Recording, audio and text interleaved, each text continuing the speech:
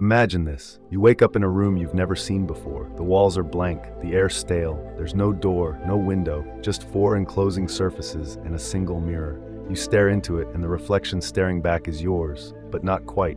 The eyes are hollow, the smile rehearsed, a puppet's grin, and then a whisper slips into your mind like a blade. You've been asleep your entire life. You jolt upright, but this time you're in your own bed. The familiar glow of your phone screen pulses with notifications. The weight of obligations presses down. Work, bills, relationships, the endless scroll. The whisper lingers. Is this really your life, or just the one you were handed? You move through the day like always, but now something gnaws at you. The coffee you drink because you're supposed to. The job you tolerate because security demands it. The opinions you parrot because dissent is exhausting. The routines, the desires, the fears, how many of them are truly yours? Here's the contradiction. You believe you're free. You vote, you choose, you consume. Yet every choice is a selection from a menu you didn't write. Every dream is a reflection of what you were told to want. Every yes is a quiet surrender to forces you never questioned. What if freedom isn't the absence of chains, but the ability to see them? Think of the last time you felt truly alive. Not numb, not distracted, alive. Was it when you broke a rule? When you questioned a belief? When you stepped outside the script? That flicker of rebellion, that's the part of you they couldn't tame. But who are they?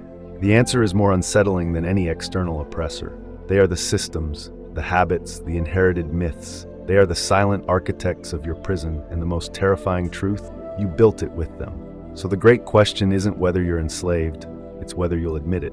Because the first chain is always the one you refuse to see, and the clock is ticking. The chains are invisible because they're woven into your mind. You were born into a world that had already decided what success looks like, what happiness should feel like, what a good life entails. Before you could question, you were conditioned.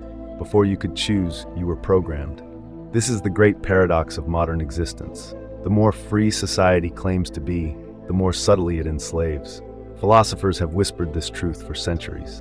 Nietzsche warned of the herd mentality, the way society molds individuals into docile followers, mistaking comfort for liberty. Carl Jung spoke of the shadow, the suppressed self that rebels against the roles we're forced to play. Viktor Frankl, who survived the concentration camps, wrote that even in the most oppressive circumstances, the last true freedom is the ability to choose one's attitude. Yet how many of us surrender that power willingly? The system doesn't need brute force to control you.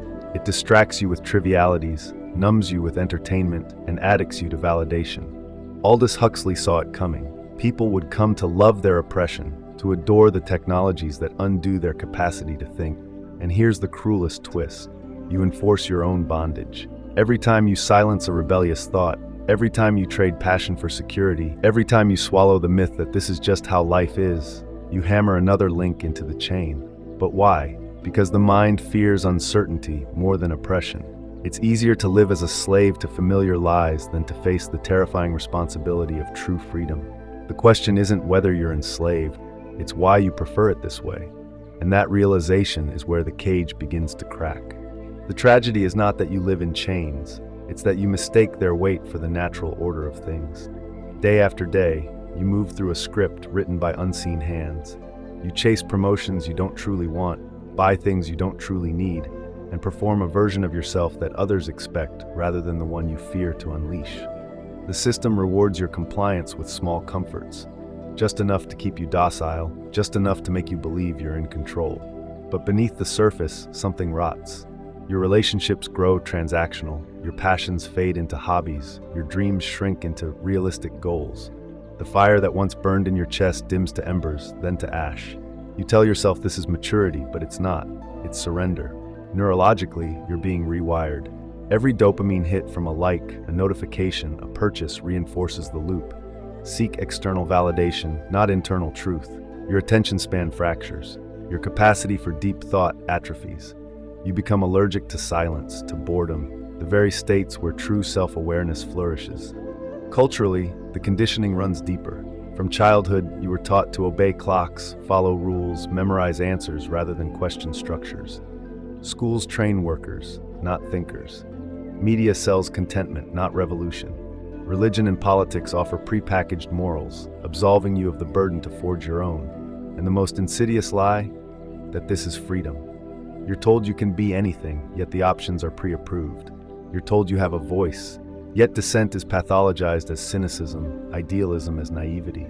The system allows just enough rebellion to give the illusion of choice. Wear a different brand, vote for a different face. But the machinery never changes. The cost, a life half-lived, a self unexplored, a deathbed realization that you performed a role but never truly existed. But here's the secret: the chains are an illusion. The moment you see them, they begin to dissolve, and what happens next is entirely up to you. Rebellion begins in the quiet moments, when you catch yourself nodding along to a lie and suddenly stop, when you feel the weight of expectations and choose deliberately to shrug them off. This is not about dramatic revolutions or violent upheavals. It's about the slow, deliberate act of peeling away the layers of conditioning until you find something raw and real beneath. The systems that bind you rely on your participation, your silent complicity. Withdraw it.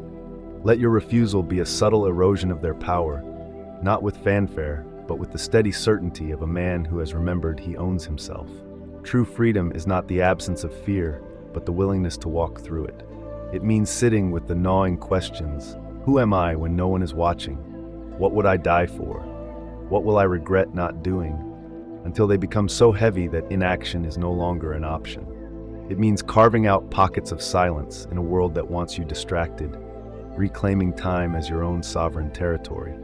And then, when you're ready, it means allowing yourself to become dangerous, not to others, but to the illusions that have held you. Choose the path that terrifies you. Burn the script.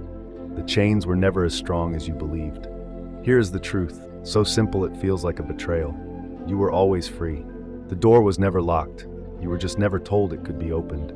Every rule you followed, every limit you accepted, every dream you abandoned, they were suggestions, not laws. The real prison was never the system, the society, the expectations. It was your belief that you needed permission to leave. Power is not seized, it is merely reclaimed.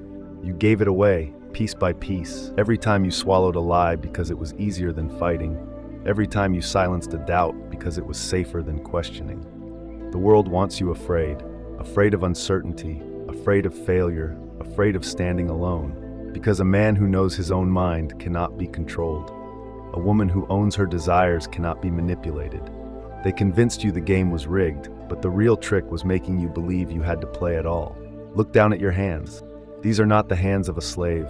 They are the hands that have been clutching the key the entire time, waiting for you to notice. The question is not whether you will turn it. The question is how much longer you will pretend you don't feel its weight. Walk out. The door has been open all along.